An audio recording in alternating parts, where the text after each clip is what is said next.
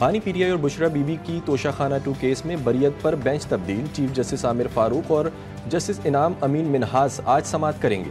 Justice मियां गुल हसन औरंगजेब पहले इस केस की समाअत कर रहे थे।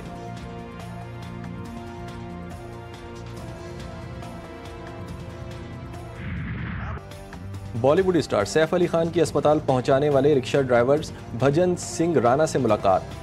बराबर में बिठाया, 7 तस्वीर बनवाई। खानदान के तमाम लोगों का इजहार तशक्कुर। सैफ अली खान ने कहा कि जिंदगी में कभी भी जरूरत पड़े तो घर के दरवाजे खुले हैं।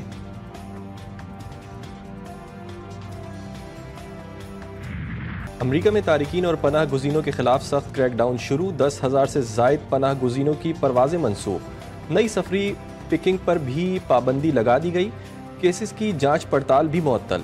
अमरीकी फौज के साथ काम करने वाले 1660 अफगानों की अमरीका में आबादकारी भी रोक दी गई।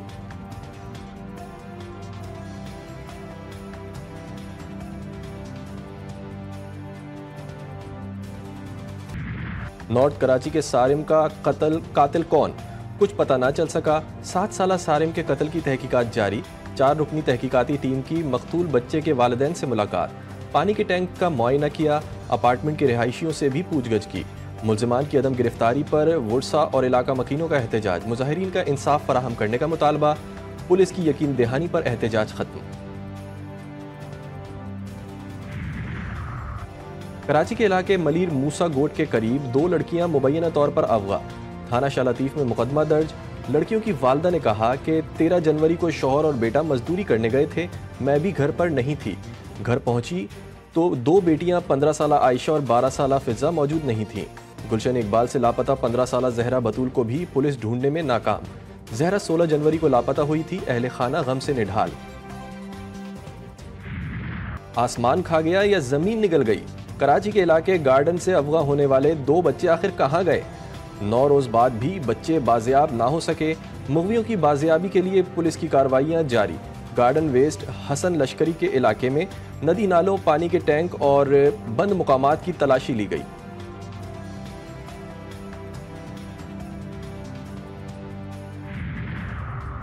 कराची से एक और मुगवी की लाश मिल गई। मकतूल इकबाल को 19 जनवरी को अगवा किया गया था। मुलजिम भी गिरफ्तार कर लिया गया। लाश कनीज फातिमा सोसाइटी में वाक़े मकान से मिली। तवान के लिए 50 लाख रुपए की रकम मांगी गई थी।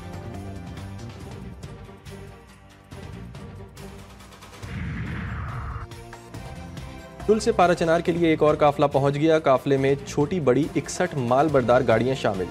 गाड़ियों में मुर्गी, अंडे, सब्जी, आटा, चीनी, घी और दीगर सामान मौजूद।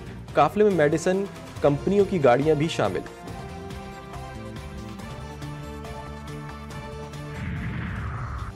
दो 2025 का पहला पोलियो केस। डेरा इस्माइल खान में रिपोर्ट। Coordinator national emergency operation centre Mohammad Anwarul Haq का गहरी तशवीश का इजहार।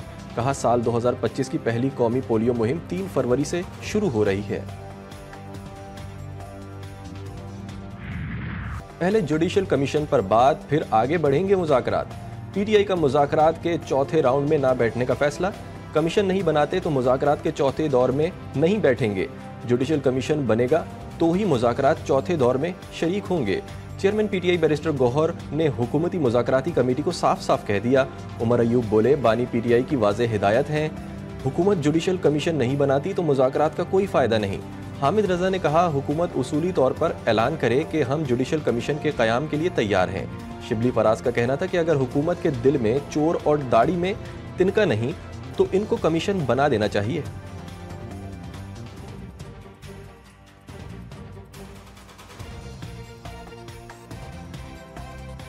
देखिए, मुज़ाकरात के बारे में तो इंस्ट्रक्शंस हमारी स्टैंडर्ड हैं और वो यही हैं कि अगर तो हुकूमत ये कमीशन नहीं बनाती तो हमें फिर इस मुज़ाकरात का कोई फ़ायदा नहीं है।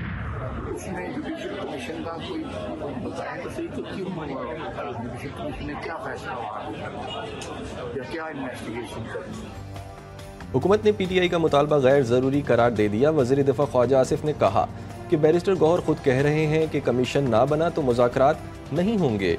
ये लोग चाहते हैं कि हम मिन्नतों पर आ जाएं। इरफान सिद्दीकी ने वाज़े किया कि जुडिशल कमीशन के बनने और ना बनने का अभी तक फैसला नहीं हुआ। 28 जनवरी को पीटीआई की मुज़ाकराती टीम के साथ चौथा मुश्तरका इजलास होगा।